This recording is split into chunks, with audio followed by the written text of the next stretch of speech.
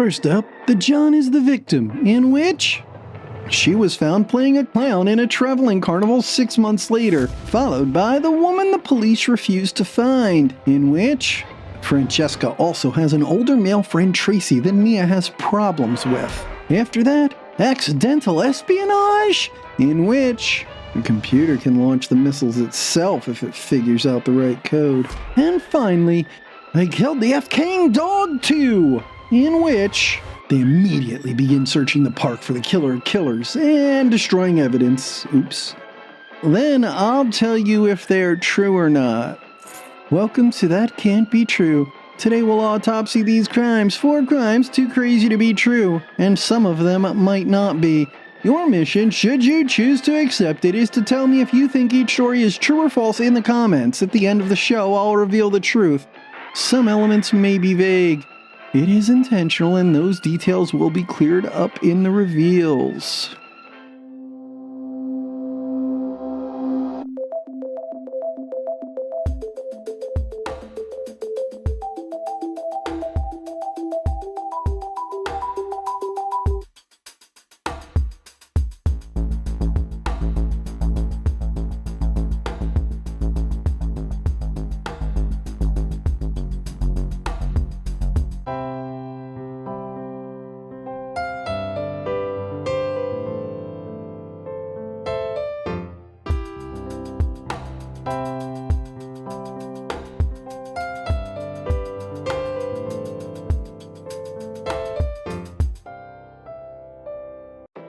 In our first tale, a lesbian and a man who would transition genders later kill a real estate tycoon in his office during a paid sexual encounter. They never even deny this fact. One of the two goes on to almost successfully run for a high position in the Democratic Party while the other dies in obscurity, but free. This is the John is the victim. In 1960, Caroline and Leslie are living together as a lesbian couple and engaging in sex work. Adjusted for inflation, they charge a little over $200 per encounter. That is when they meet real estate tycoon Fred. Caroline began working for Fred almost immediately and on a regular basis. Over the next 2 months, Fred meets Leslie and Caroline's brother. In February of the next year, Fred hires Caroline and Leslie for a threesome in his office. During the encounter, Fred finds out that Leslie and Caroline's brother are the same person. Leslie is an intersex person lucky enough to have an androgynous name. At this time, Leslie was living part-time as a woman and making money as a drag performer. While it is debatable if she was actually engaging in drag, it is a discussion for another video. She was billed as a drag performer at the time. This fact does not dissuade Fred. Actually, it encourages him, and the tryst ensues. Caroline and Leslie were engaging in sodomy when Fred suggested that he and Leslie should engage in sodomy. Leslie declined the offer and Fred became enraged. He started yanking and pulling on Leslie's genitals, and Leslie screamed in pain. Caroline retrieved the handgun from Leslie's purse, fired 1 shot to make Fred stop, and dropped the weapon. Fred did not stop. Instead, he retrieved his bayonet and began to swing it around while threatening to unalive the two. During the mayhem, Leslie picks up her gun and shoots Fred 6 times, unaliving him. After the murder, Caroline and Leslie loaded Fred into his car, drove to a secluded area, covered the body with gasoline, and lit it on fire. They drove Fred's car out of state. They are found and arrested shortly after this. But their conviction and death sentences are only the beginning of the drama. Surprise, surprise, surprise! Death row cases were carried out a lot quicker back then. For better or worse is not a comment I'm going to make right now, but it is a fact. They were both scheduled for execution on March 29, 1963. I mean, there's no way I would set their date of execution on my birthday, right? So this has to be a true story. But if it's true, why did I bother to point that out? Just as their last meal was being delivered, the local federal court judge issued stays of execution on the pair. The women admitted to the murders but argued self-defense. The DA's office and the defense had them checked for legal competence to stand trial. The defense's professionals determined the pair were both mentally competent and always had been. Prosecution also had the regular psychiatrist examine them, and this man came to the same conclusion. At some point in 1962, Leslie's appeal team uncovered something suspicious. While digging through the mountains of evidence, transcripts, and related documents from the 8-day-long trial, they came across a letter. The letter was dated the day after sentencing. A psychiatrist was claiming to have examined the pair twice about 2 months before the trial with a colleague. Their mutual determination was that both women were mentally incompetent to stand trial, and attached the bill for their services to the letter. The trial defense team was not made aware of this examination. That's called suppressing evidence. So Leslie's appeal was upheld and new trials were granted for both Caroline and Leslie. Hey, come in. What's the matter? Did you hear that? At the second trial, Caroline was found to be insane and sent to a state mental institution, which she later escaped from. She was found playing a clown in a traveling carnival 6 months later. Then she was retried as this proved her competence and sentenced to 15 years, of which she served 5. Leslie, on the other hand, was sentenced to 5 years for involuntary homicide. Having already spent 3 years in the clink, she was let out immediately with good time on her side. Oh, but we're not done with Leslie yet. After her release, Leslie transitioned socially and surgically. After this, she became politically active with the LGBTQ group ACT UP. By 1988, she was the secretary of the at the time named Gay and Lesbian Political Caucus. She ran for Democratic Party chair twice, both times pulling such a tight vote that it required a runoff to decide the victor. Her political dealings were not the most honest, even for Texas. But that's a story for another video. Unless, of course, I just made this whole thing up. Tell me what you think in the comments. Is this true crime or truly horsepucky? I'll let you know the facts of the matter at the end of the video. Right now, it's time for the woman the police refused to find. In our second tale, a young mother's tragic childhood is put to a final end. However, that won't be known for a long time because the police in 2 major cities refuse to look for her. The evidence eventually becomes overwhelming. DNA has a way of doing that. And they start an investigation. But is it too late to find the killer or killers in The Woman the Police Refused to Find? Francesca was adopted by her older sister when she was 9 years old. After their mother's death, she struggled through high school, not academically, just acting out in ways normal for a troubled child. By March of 2012, Francesca was 22, the mother of a 3-year-old daughter, and prepared to enroll in classes at the community college for criminal justice the next week. Francesca was living with a female friend we'll call Jane not far from her adoptive mother's or Mia's house. According to Francesca, Jane was her best friend. They'd known each other less than a year. Jane's family owns the townhouse, and she also has a small daughter. Jane is too young to have the bills in her name, though, so Francesca moves in and puts the bills in her name. Shortly after they moved into the townhouse in Philadelphia's Huntington Park section, Jane introduced Francesca to Francesca's boyfriend, Bill. I should be distressed if harm came to you, sir. Jane is dating some dude, and this dude has a brother. So the dude and his brother are at the house a lot, and Francesca hits it off with the brother, who, if you need the reminder, is named Bill. Francesca and Bill start dating. It seems perfect, the 2 found sister roommates dating 2 actual brothers. But neither of these women really know anything about Bill. The relationship between Francesca and Bill quickly takes a wrong turn at Albuquerque.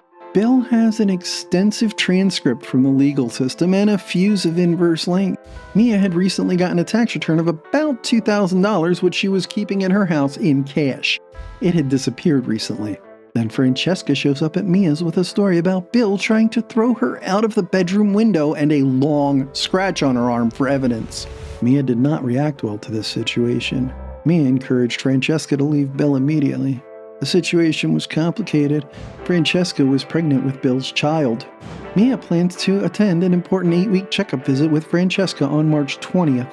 Francesca also has an older male friend, Tracy, that Mia has problems with. Tracy is in his 50s and well established in real estate. His relationship with Francesca appears completely platonic. Tracy brings Francesca groceries sometimes and has offered to help her get into real estate. He frequently visits Atlantic City from his home in Philly. Unbeknownst to Mia, Francesca left with Tracy for Atlantic City on Saturday, March 17th. On Sunday, March 18th, Mia can't reach Francesca. They haven't spoken since Friday, so this is strange, but Monday morning she's very concerned about Francesca. She has to go to class, so she asks a friend to check on Francesca. The friend calls and puts Jane on, who informs Mia that Francesca went to Atlantic City with Tracy for 2 weeks, which Mia finds completely unbelievable. She's got a daughter. There's an important doctor's appointment the next day. Then again, there is that real estate offer, and Francesca had left her daughter with family for the St. Patrick's holiday. Maybe it was just some opportunity that couldn't be passed up. Jane assures Mia that Francesca has her computer with her, so Mia cannot understand why there has been no contact. Francesca's daughter is asking for her. There haven't even been any posts on social media. So on Friday the 23rd, Mia reports it to the police. The police tell Mia that Francesca is an adult and can do as she pleases. They write the disappearance off as voluntary without any investigation at all. Mia pleads with the police. She tells them about how Francesca's a mother. She tells them how Francesca's starting college. She tells them how much Francesca loves her daughter. But the police stand by their assumption. Fucking police. I mean, I love the police. Half the time they do amazing work, and half the time they are complete fucks. So it means that the only way you can use their performance as a clue to the truth of this tale is if it's mediocre. And that story would just be boring. Tell me, are the police really this incompetent and or lazy, or am I making this whole thing up? Let's return to the search for Francesca. Luckily, the media picked up the story and broadcast it on the news that night, which prompts Tracy to come in and talk to the police the next day. He tells police that he, Francesca, and his children all went to Atlantic City together. They stayed at his normal hotel. Around 2 a.m., Francesca invited him to go on a late-night walk. He said he couldn't because of the children, so she left alone and told him she would find her own way back to Philly. His kids support this story, except for the 2 a.m. part when they were asleep.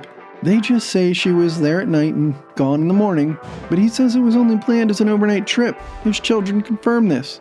When police tell Mia, she informs them of Jane's conflicting story about the trip. I won't listen to your odious lies. Jane refuses to cooperate with the police. Tracy has had a lawyer all along and refuses a polygraph.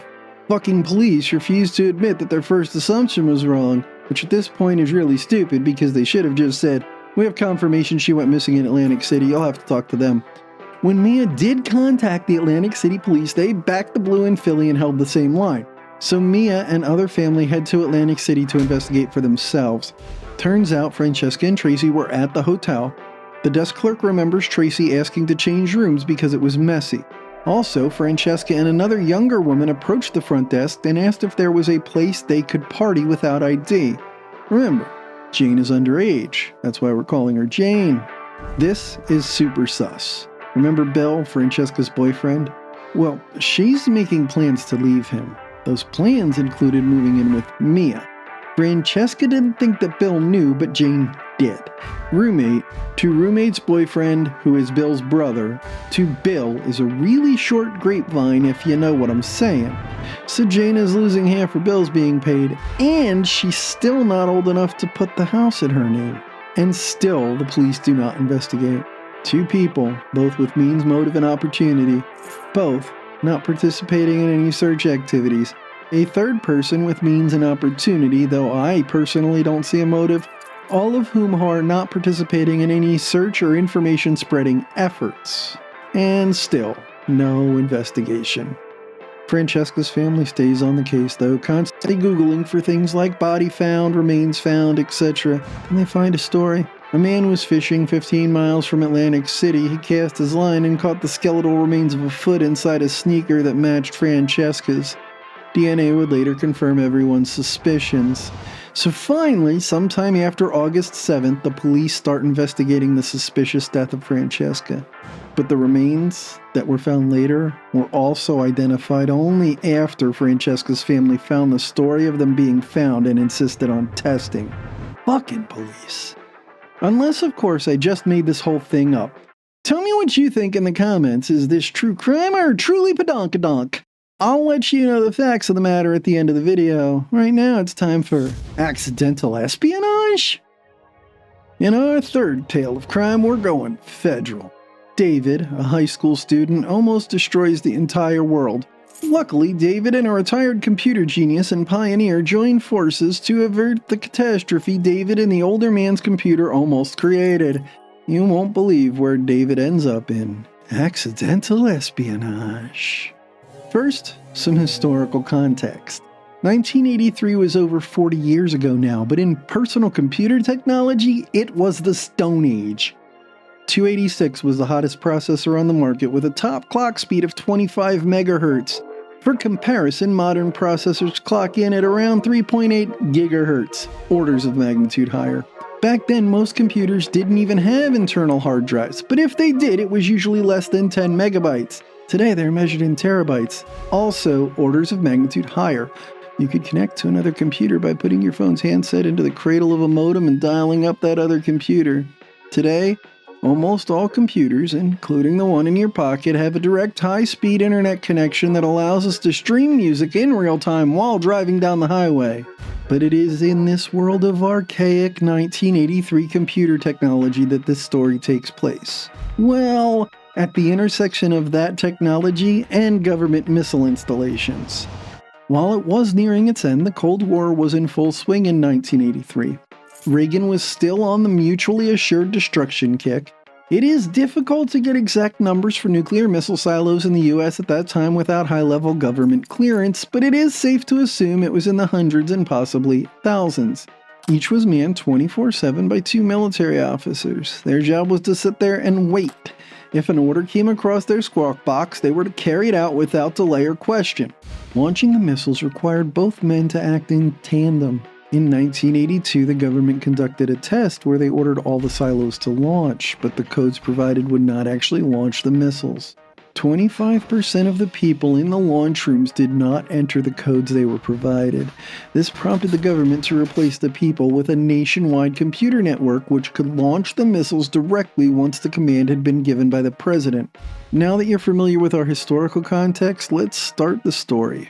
David is a hacker known as Secret Squirrel. What an agent, what a squirrel. He's got the country in a whirl. What's his name? Shh, Secret Squirrel. I can dig it. I'm a Rocky and Bullwinkle fan too. He has a top-of-the-line PC in his bedroom, which he uses to hack into the high school's computers and change his own grades. He needs to do that so he can play computer games instead of doing homework. He reads in a magazine that his favorite game company, Protovision, is coming out with a new game, Global Thermonuclear War, in a couple months. He uses war dialing, or having the computer call every number in an area code, to locate all the dial-up connections in the area codes for the city Protovision is in. This is where the problems start. It turns out that NORAD, the North American Aerospace Defense Command, was also located in one of these area codes. So when David starts dialing up modems, he accidentally gets NORAD instead of Protovision. He manages to access the computer and gets a list of games, but he can get no farther without a password. When he sees that the last game on the list is Global Thermonuclear War, he thinks this has to be Protovision. Using the research skills all hackers needed before the internet, David figures out who manufactured this computer and uses that man's dead child's name as a password, which gives him full access. And the computer is addressing him as its creator. So David, looking for a fun Saturday, logs in and starts playing the game. David decides he wants to be the USSR and make the first strike. The computer starts playing the game on the screens at the NORAD facility. The military thinks it's actually happening, threatening the lives of everything on the planet. Literal. This is the outcome of full-scale nuclear war in 1983. They discover it as a simulation and trace the calls. They arrest David and bring him into NORAD for questioning. While he is there, the computer keeps playing the game and pops it back up on the screens. People aren't cooperating with the computer because they know it's a simulation. Remember that automated launch code system? The computer can launch the missiles itself if it figures out the right code. David manages to hack the electronic lock on his holding cell and escape by blending in with a high school tour of the facility. Because, of course, the government would put a computer hacker in a room with an easily defeated electronic lock and insufficient physical security to ensure he did not walk out of the room, right? And, of course, there just happened to be a high school tour going on at the time. Like, any of that is believable and not something with Hollywood written all over it, right? So, you know I'm making this up now. But why would I point out my own errors like this? In his research, David learned where the computer creator lives. David contacts his girlfriend. The two go to the creator's home and explain the situation. The creator turns them in, and David is arrested. His girlfriend is not. She manages to convince the creator to help. If the computer manages to guess the launch codes, it could be the end of the world. David, the computer's creator, and David's girlfriend all end up in NORAD headquarters trying to solve the problem of this computer getting ready to start World War III with a full-scale nuclear attack against the USSR. The creator explains that the computer is a learning machine, which gives David an idea. It's a curious place. What if they can teach the computer that some games are not winnable? The system creator thinks this is brilliant, and the two instruct the computer to play tic-tac-toe against itself. In mere minutes, the computer exhausts all possible games and learns that every scenario ends in a draw. The computer then starts rapidly running through every global thermonuclear war scenario. Just as the computer is seconds away from obtaining the launch codes, it learns that this game is not winnable. David, the creator, and all the staff at NORAD are now standing in a dark room lit by emergency lighting because the computer shut everything down. With tragedy averted, David is promptly taken into custody. At his trial, David's lawyers argued that it was completely innocent. Sure, he broke some laws and he should be punished for that. But he had no idea this was a government computer and therefore shouldn't be held liable for the unfortunate, and fortunately not deadly, consequences of connecting to a top-secret government computer. Additionally, they placed the onus on the government for leaving an unsecured line into the computer systems at NORAD. I mean, come on, David's only a 17-year-old kid. Prosecution disagreed. Prosecution points out that prior to starting the first game, David learned who created this computer, evidenced by using the creator's dead son's name as a password. They surmised that it would not have been possible to learn this much about the creator from publicly available sources without learning that he exclusively developed computers for national defense. The Freedom of Information Act would not even be passed for another 13 years.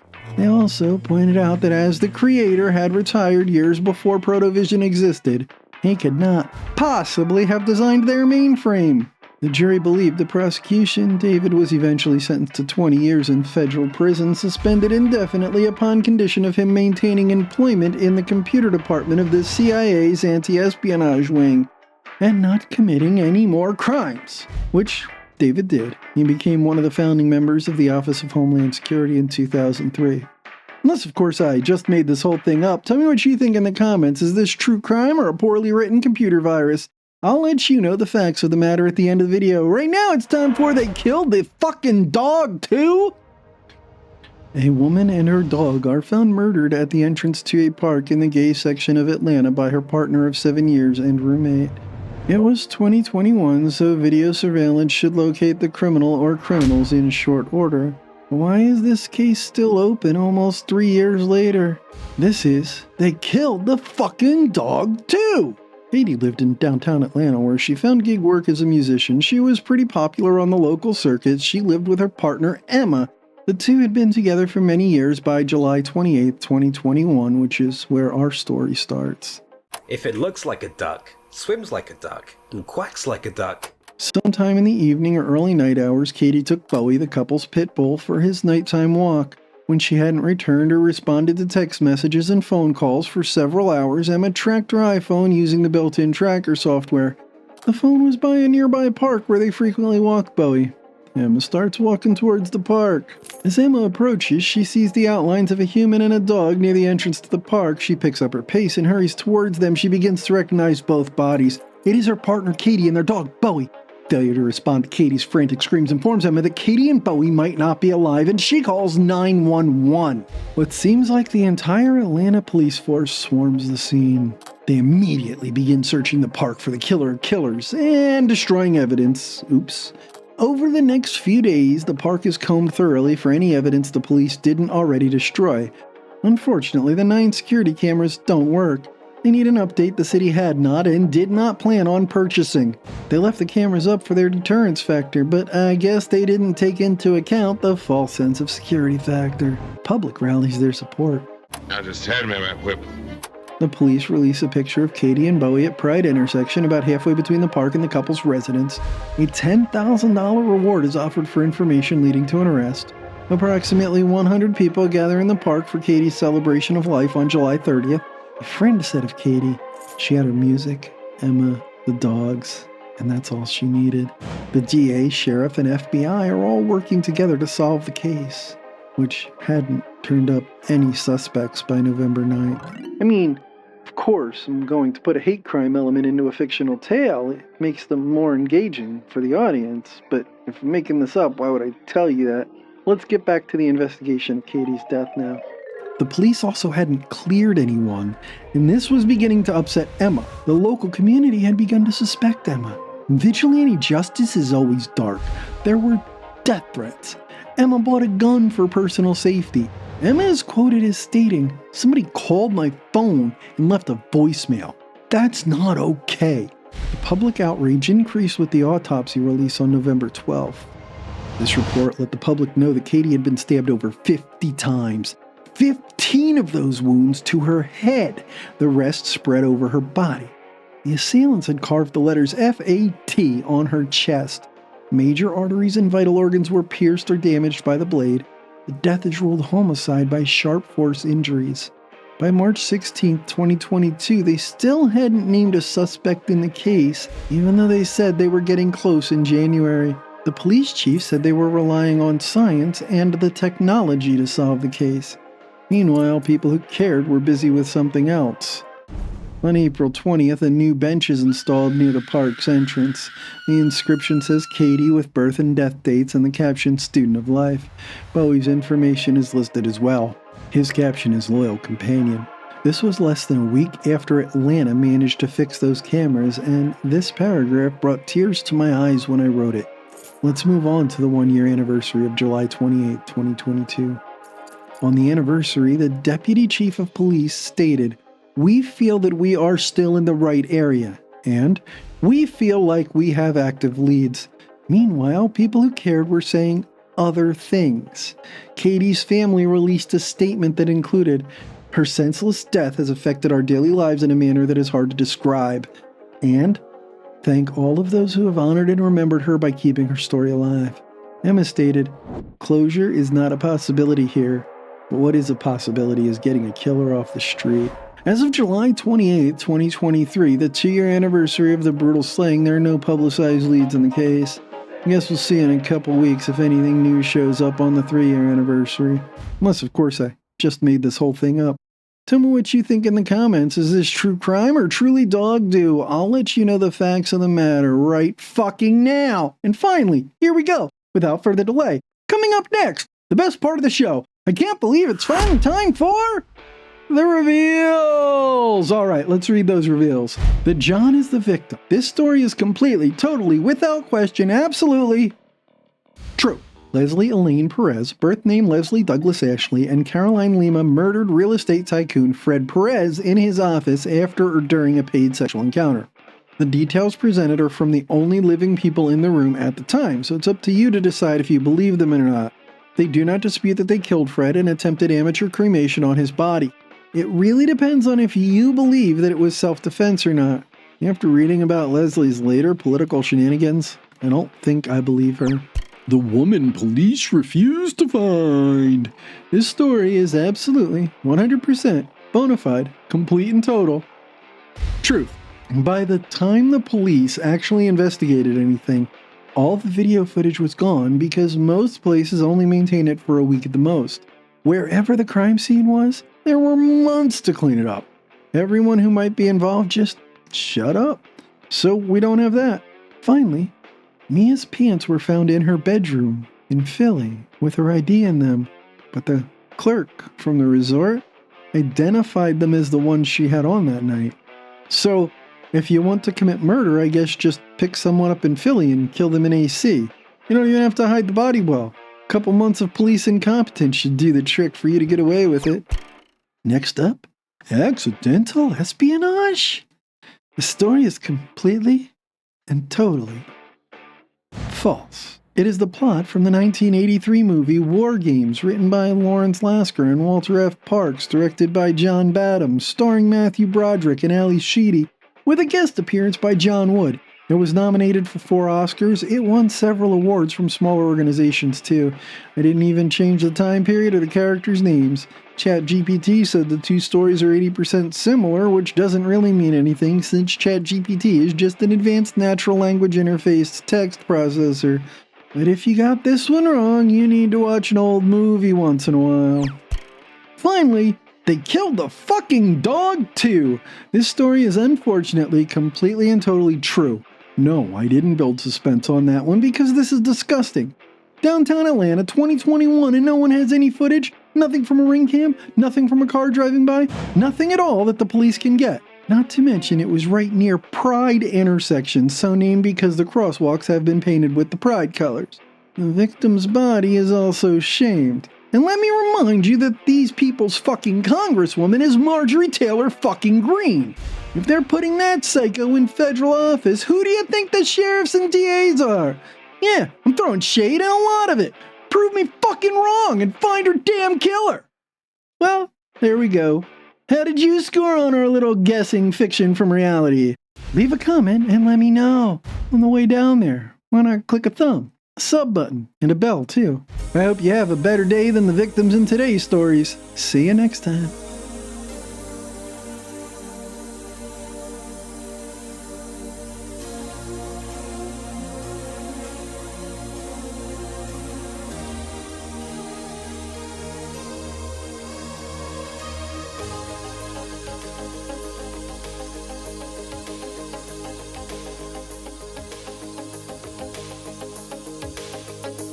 Every generation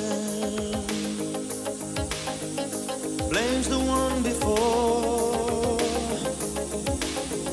and all of their frustrations come beating on your door. I know that I'm a prisoner to all my father held so dear.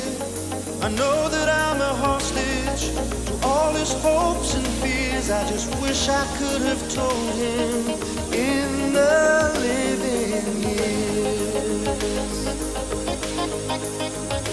Oh, crumpled bits of paper filled with imperfect thoughts, still to conversations. I'm afraid that's all we've got. You say you just don't see it. He says it's perfect sense. You just can't get agreement in this present tense. We all talk a different language, talking in defense. Say it loud. Say it loud. Say it clear. Oh, say it clear. You can listen as well as you hear. It's too late. It's too late when we die. Oh, when we die. We don't see eye to eye. So we open up a quarrel between the present and the past. We only sacrifice the future. It's the bitterness that lasts.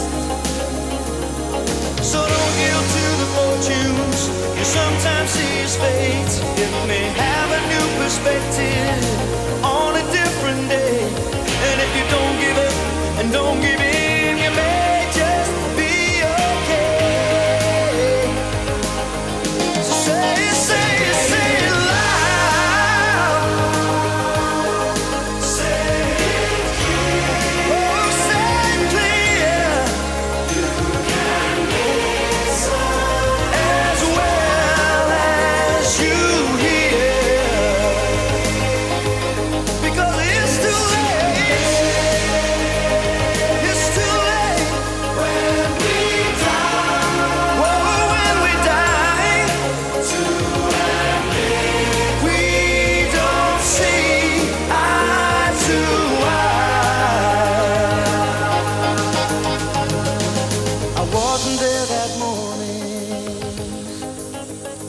When my father passed away, I didn't get to tell him all the things I had to say. I think I caught his spirit later that same year. I'm sure I heard his echo in my baby's newborn tears. I just wish I could have told him